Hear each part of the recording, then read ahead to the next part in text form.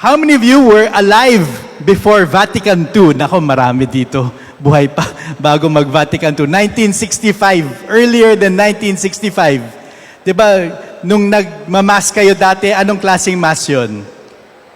Latin Mass, diba? Dito din ba? Latin. Sabi nga ng dad ko, may post siya sa Facebook. When he was growing up, Latin Mass. And usually, if you try to remember how it was when you were going to Latin Mass, anong ginagawa nyo doon? Di ba nakaupo lang kayo? Tapos nagdadasal, nagro-rosaryo lang. Because you don't really hear the priest. I attended one Latin Mass in Canada.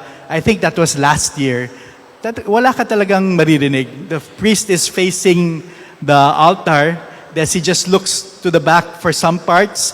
And that's parang talagang hindi mo maririnig anong nangyayari. So before Vatican II, the laity, we had no role in the church. We would just attend Mass, and that's it. You would pray the rosary while listening to Latin Mass. But after Vatican II, the time for the laity in the church had come. The council marked a historic turning point in the life of the Catholic laity. So Vatican II changed the role of the laity. From being attendees sa Mass, ngayon may role kayo. Kaya may PPC. That's why mga mother butler. Kaya may mga lector, may commentator, may Eucharistic minister. Our role in the church significantly increased after Vatican II. And it's been almost 70 years, 60 years since Vatican II, and baka nakalimutan na natin what it means to be a layperson. Baka yung service nyo dito sa simbahan has become nominal, has become robotic maybe, or maybe sa chat group ninyo, sa mga mother butler, nag-aaway-away na kayo, nagsusungitan kayo, di ba? Maybe we have forgotten, nagchichismis na lang, si hindi nag-attend, palaging si Eucharistic minister, palagi sila naglalasing, mga ganyan, puro chismis na lang. We have forgotten our role in the church. Now, pag sinabi natin Vatican documents, medyo confusing siya basahin, mahaba. When was the last time you read a Vatican document? Di ba? Parang dilexic nos, yung mga ganyan. Parang ang haba ng mga documents, mahirap intindihin. But ever since I took on this role as president of LICO, binasa ko yung mga documents na yan. And I took it upon ourselves to be able to explain it. Para hindi lang siya inspirational message, but you can tell other people, nakasulat to sa Vatican II document kung anong role namin. So this is going to be like a thesis defense. So i-explain ko sa inyo what the Vatican documents are, what it means, what your role in the church is as layperson based on these documents, para pag meeting nyo kay Father this week, next month, pwede nyo sabihin, ito dapat yung role namin sa simbahan. Nakasulat sa Vatican II from 60 years ago. Dapat ginagawa natin to. Excuse my pronunciation. Hindi ko alam how to pronounce it. First is Lumen Gentium, which is the dogmatic constitution on the church. We have Apostolicam Actuositatem, the decree on the apostolate of the laity. We have Ad Gentes, the decree of the mission activity of the church. And we have Gaudium et Spes, the pastoral constitution on the church in the modern world. Yan. So mga sa youth dito, aralin nyo to. So pag nasa school kayo, tas may class kayo on theology or religion, magta-top 1 kayo kasi alam nyo na. Yan. Okay, first, this was the pictures are our very first regional conference that we had in Calbayog. May mga taga-Eastern Visayas ba dito? Mga Waray? Yan, meron. It was in Calbayog, that's Bishop Abarquez. So we had 1 weekend there, and all the dioceses from that ecclesial province came together. So in Lumen Gentium it says, the term laity is here understood to mean all the faithful except those in holy orders and those in the state of religious life. So pag hindi ka pare, hindi ka madre, you are part of the laity. Can I move this? Yan. So I'll read it here na lang. So the faithful are by baptism made one body in Christ and constituted among the people of God. We are made sharers in the priestly, prophetical, and kingly functions of Christ, and we carry out the mission of the whole Christian people in the church and in the world. So, nung nabinaptize tayo, nung mga baby pa tayo, nabaptize tayo, but through confirmation, we confirmed that baptism, we are now part of the mission of the church, of the mission, the whole Christian people in the church and in the world. So by virtue of our baptism and our confirmation, nag-yes tayo for that, to renew that call, we are one in the mission, not only dito sa San Gabriel, not only dito sa Marikina, not only in the Diocese of Antipolo, not only in NCR, not only in Luzon, not only in the Philippines, not only in Asia, but the whole world. We are part of the mission of all Christians in the whole world. So baka inisip nyo, paano ko gagawin yon? Taga dito lang naman ako, wala akong passport, hindi ako makalabas. And we'll get to that later, how we can do that. But it's in our minds, it should be in our minds and in our hearts, that our mission is to proclaim the gospel to the whole world, to everyone. Tanungin ko kayo, yung kapitbahay nyo ba, nagsisimba pa rin? Yung katabing bahay nyo, nagsisimba pa rin? Are they good Catholics? Or have they become born again? Have they stopped going to church? Yung mga office mate nyo, Katoliko pa ba sila? Or nag-born again na rin sila? Yung mga kapatid nyo, in your families, are they still Catholic? Yung mga anak nyo, are they still Catholic? So we don't need to go to the ends of the earth. We can start with our own families, with our own neighbors, with our own office mates. So it says here, by virtue of baptism, we share in the mission of the whole church in the whole world. So upon the laity, therefore, rests the noble duty to work to extend the divine plan of salvation to all men. And we should zealously participate in the saving work of the church. Yung key word dyan is zealously. Dapat may excitement pa rin tayo. Pag nagsaserve kayo dito sa simbahan, excited ba kayo to come here kung sa service nyo as lector or commentator, excited ba kayo? Or palagi nyo inaaway yung mga ibang lector kasi late sila? Or yung ibang commentator kasi mali yung pronunciation? Dapat hindi ganun yung pagbasa. Pag Eucharistic minister, mali yung pagbow sa sacristy. Yung iba nagbow lang, yung iba nag-kneel, tas nag-aaway-aaway na kayo sa group chat. Are we like that? Have we lost the zeal to serve the Lord and we're just looking at technicalities? We need to have that zeal to keep serving the Lord with excitement and with joy. Na makita din ng ibang tao how zealous we are, how excited we are to come to church and to serve Him. That's part of our being evangelistic. Kaya kung medyo pagod na kayo, huwag kayo mag-quit. Bawal mag-quit. But you have to find that zeal again. So how do you find that zeal? By knowing what your mission is. By knowing what your purpose is. Pag alam nyo yung mission nyo is to bring Christ to everybody, you will always have the zeal. But if yung feeling nyo, yung mission nyo is para i-correct yung mga ibang tao sa committee nyo, sa ministry nyo, you will eventually lose that zeal. So we should zealously participate in the saving work of the church, in the church.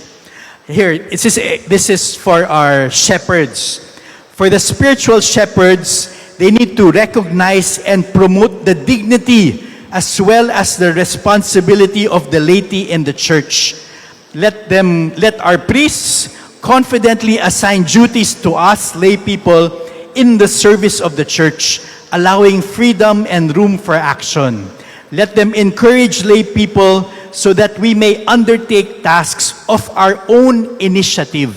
Hindi ko alam kung ano yung paanong ginagawa yung mga decisions dito, but in many parishes and many dioceses that we've visited, mga ibang parishioner, yung ibang laiko, walang gagalaw until mag-oo yung pare.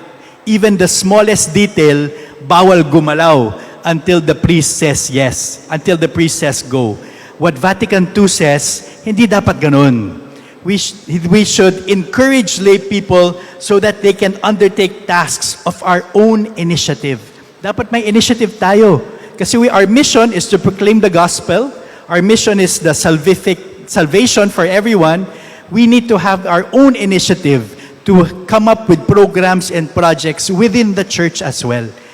Yung si Father, how many parishioners are here on an Easter Sunday or simbang gabi? Diba, hanggang labas yan. Mga tao hanggang kalye. Tas punong-puno. Imagine if one priest has to administer to 10,000, 20,000 people, hindi niya kaya on his own. He needs the laity who are 99% of the church. We are 99% of the church. And we should be given that initiative to undertake tasks. And we should be given that responsibility to be able to do things on our own. In Apostolicam Actuositatem, so this is our regional conference in Davao. May mga taga Davao ba dito? Yan, meron ba? Ayaw nyo aminin? Taga Davao kayo? Mga taga Davao dito? Yan, si Bishop Afable ng Digos. Yan. In the church, there is diversity of ministry, but a oneness in mission. So, even in the parish, maraming roles. Diba? Like I said, may lector, commentator, Eucharistic minister, sa youth, dati Westy yun, diba? I don't know kung ano na siya ngayon, marami ng letters yata. Tapos maraming organizations, Missionary Families of Christ, Light of Jesus, El Shaddai, Couples for Christ, and all these things. And minsan, nag-aaway-away lahat. Diba? Minsan nag-aaway-away lahat. Nag-aaway sa reservation, sa hall, nag-aaway sa seating arrangement. Palagi nag-aaway. But that is maybe because we have forgotten what our mission is. Our mission again is to save souls. Yung mission natin is to bring more people to heaven.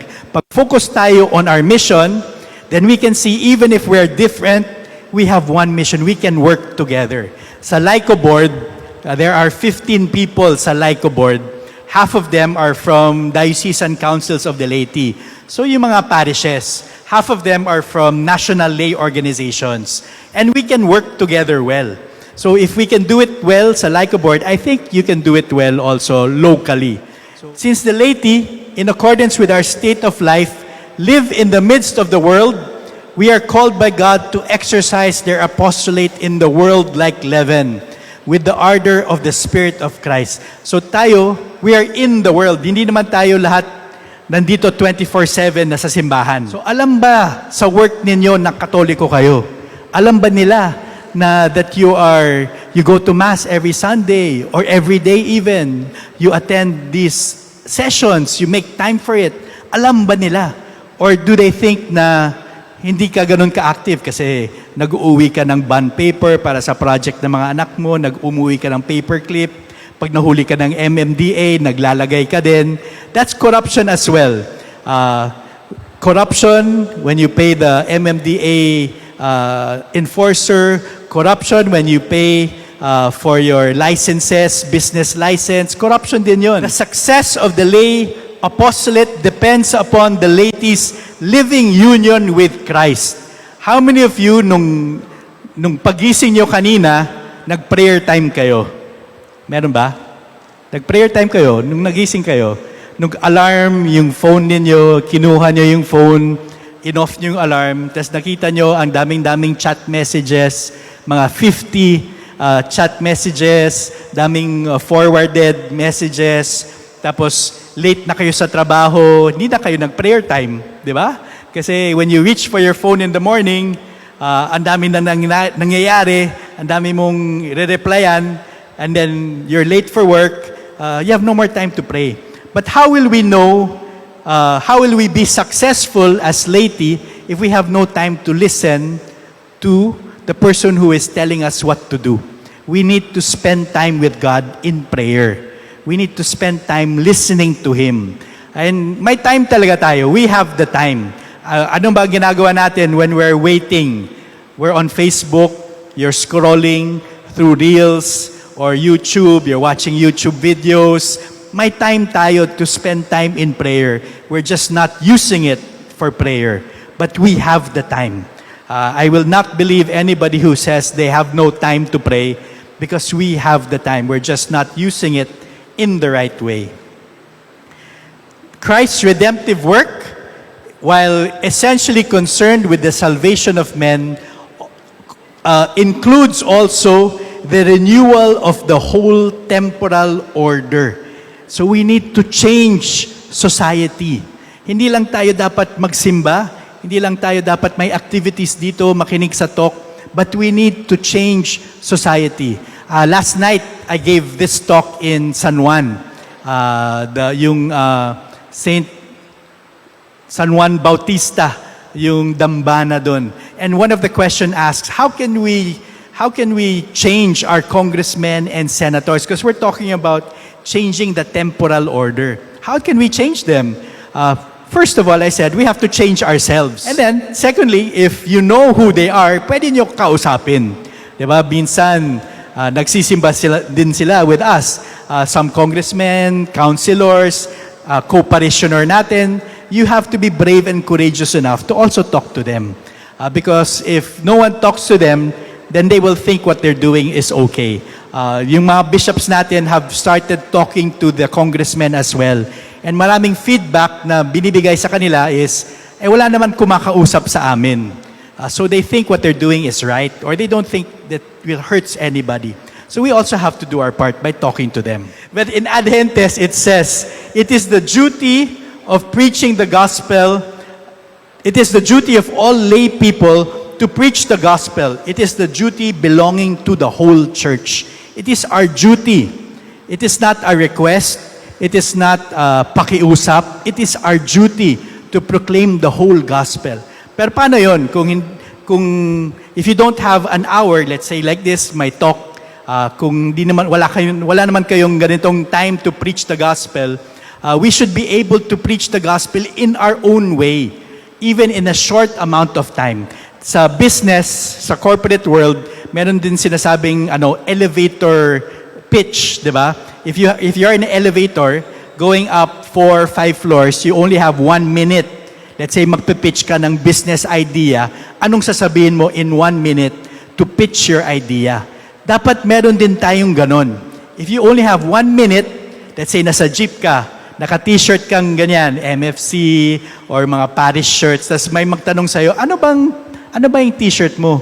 And pababa na siya ng jeep, 1 minute. You have 1 minute to explain what will you say. Dapat may ganun din tayo because you never know when you have that chance to proclaim the gospel. We should always be ready. Last month po, I was able to meet Pope Leo in the Vatican. And we had 1 minute with him. So in 1 minute, I had to explain what LICO is. I had to introduce me, my wife, my kids through picture and talk about MFC all in 1 minute. So we should be able to do that as well when we meet people on the street, when they ask us about our faith. We should be able to explain in the shortest amount of time.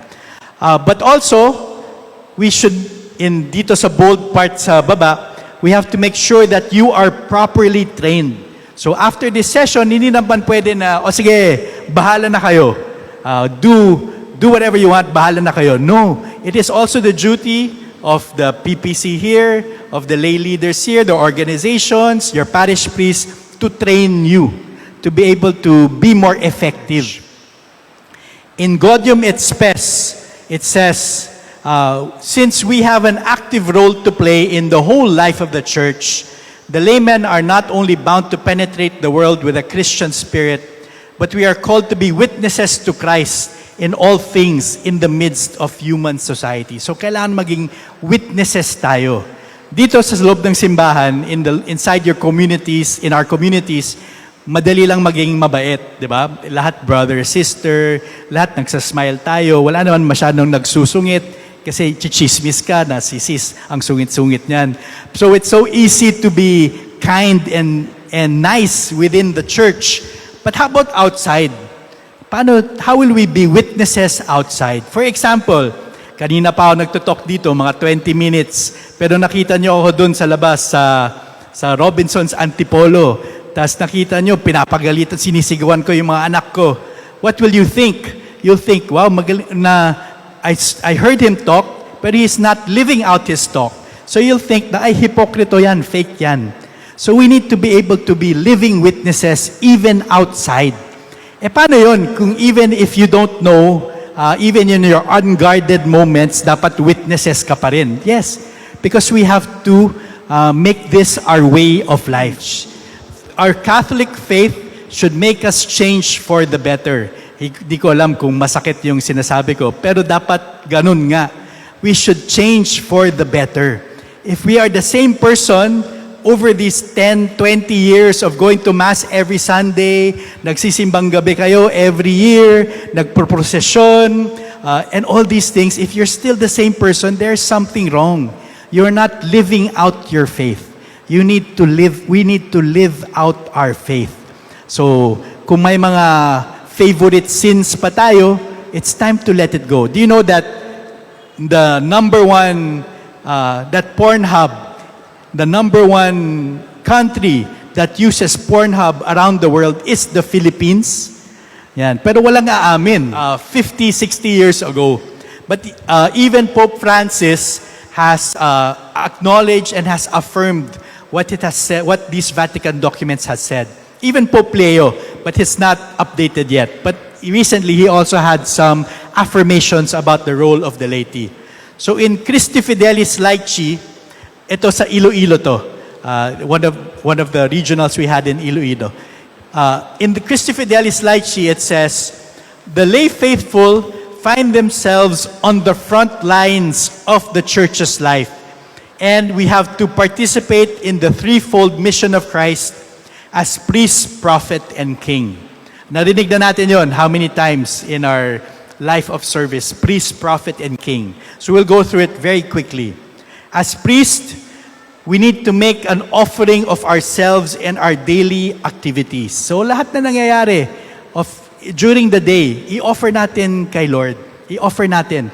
And in the last line it says, even yung hardships of life, if patiently borne, all of these become spiritual sacrifices acceptable to God through Jesus Christ. So even kung nahihirapan tayo, alam naman natin medyo mahirap yung buhay ngayon, even yung challenges that we face in our daily life, if we bear it for Jesus Christ, they are acceptable sacrifices. So as priests, we make a sacrifice of our life, our daily life, even yung difficulties for the Lord. As prophet, we need to proclaim the gospel in word and deed without hesitating to courageously identify and denounce evil. We need to show the power of the gospel to shine out every day in our family and social life. So, pag may nakita tayong mali, we need to call out what is evil. Based on Catholic teaching, what is our view? And we should be the ones to speak up. Because this is our church. We are the church. We need to also show the gospel every day in our family and social life. For the past 2 years nga, umiikot kami, and yung mga leaders ng mga different dioceses, tumatanda na rin, 60, 70 years old. Tapos yung reklamo nila is ayaw ng mga anak nila to serve. They don't, let's say, mother butler yung nanay, ayaw na ng anak niya maging mother butler din. Kung lector, ayaw na anak niya maging lector din. I don't know, in your experience. Tapos sinasabi ko, bakit? When you go home after serving in the church, what do you say when you go home? When you see your children, ano yung sinasabi nyo? Pinapagalitan nyo ba? Nagsaserve kayo buong araw sa simbahan, pag uwi nyo, madumi yung bahay, walang naghugas ng plato, cellphone sila ng cellphone, di ba? So pinapagalitan nyo sila. So in their mind, they're saying, ay yung mom ko, yung dad ko, taong simbahan, pero pag nasa bahay, sinisigawan ako. So why should I be part of that? Why do I want to be like her? I won't be like her. Ikwento nyo sa mga anak nyo, why are you serving? Yung mga young ones dito, ikwento nyo sa magulang ninyo, why you are serving. Because they probably do not know. So yun, the power of the gospel needs to shine out in our everyday family and social life. And as king, we need to seek to overcome in ourselves the kingdom of sin. So tayo mismo, we need to overcome sin in our lives. So, alam niyo naman kung ano yung dapat baguhin sa sarili ninyo. Wag na tayong mag-raise ng hands. But we all need to make ourselves better. If it's been 50 years na ginagawa nyo yung sin na to, it's time to stop. This is the best time to stop.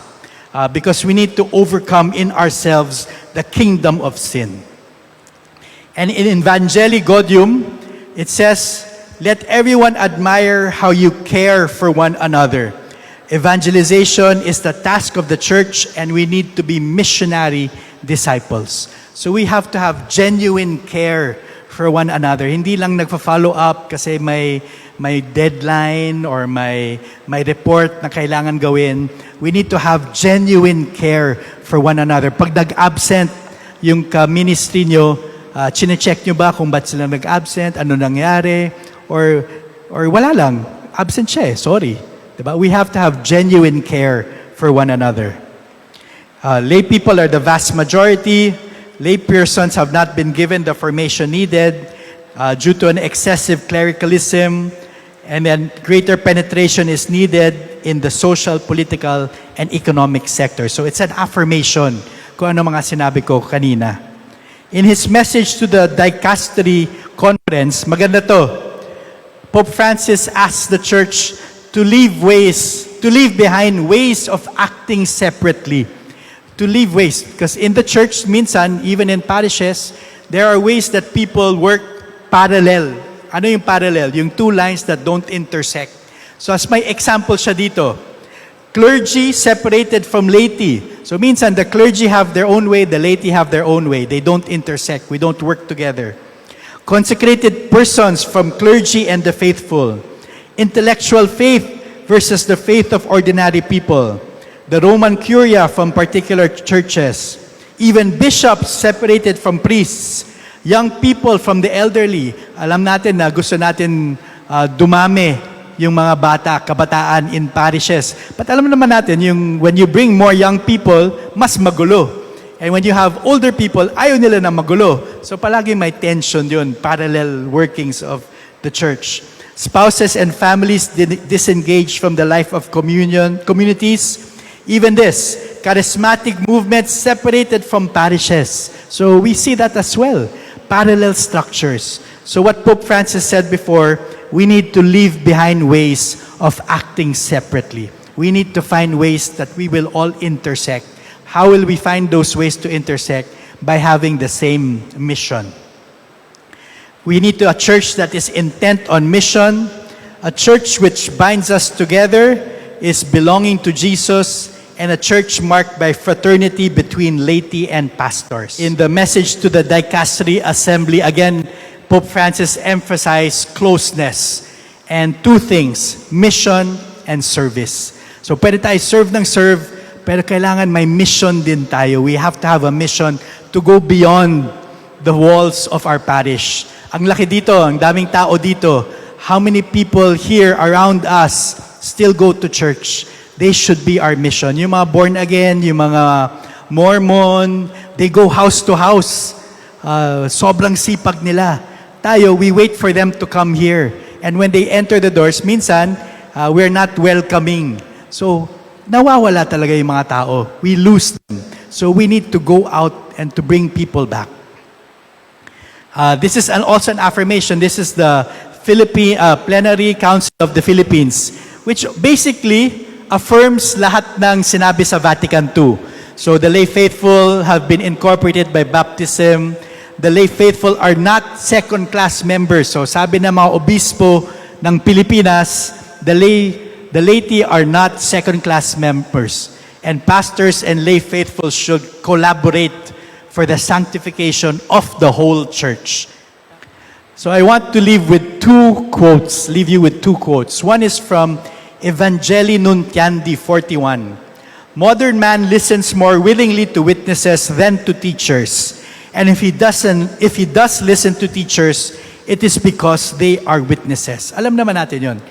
Yung mga teachers natin, they're unsung heroes, but you will learn more from someone who is living out their faith than someone who is teaching the faith to you. They say that values are caught, not taught. And if you do listen to teachers, it's because they are witnesses. So yung mga pare, when they give their homilies, syempre, pinapanood natin yan outside the parish church if they're actually walking their talk. Mga lay leaders, ganun din. We need to be witnesses. And second, by St. John Henry Newman, what I desire in Catholics is the gift of bringing out what their faith is.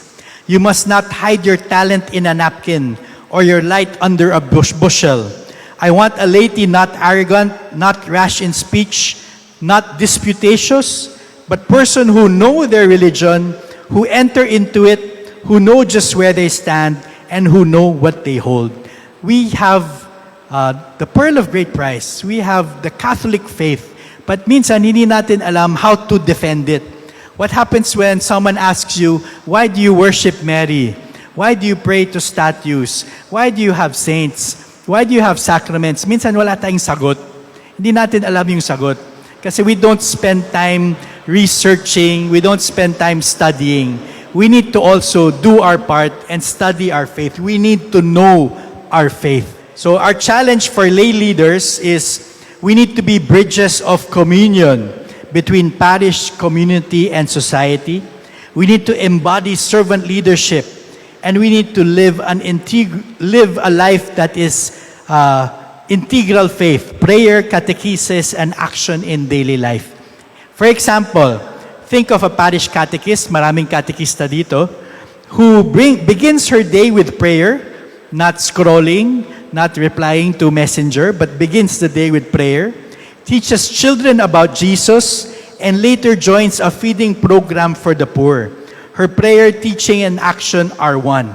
Yan ang integral faith. Your prayer, your teaching, and your action is one. You are a witness to our faith. If I asked you siguro at the beginning of the talk, I would have asked you, ano ba yung laiko? Ano ba yung sangguniang laiko ng Pilipinas? You probably would not know the answer. Kaya kami umikot talaga for the past 2 years to re-energize, re-inform people what laiko is and what laiko does. So we want to be able to give programs to teach you, to help you with your formation.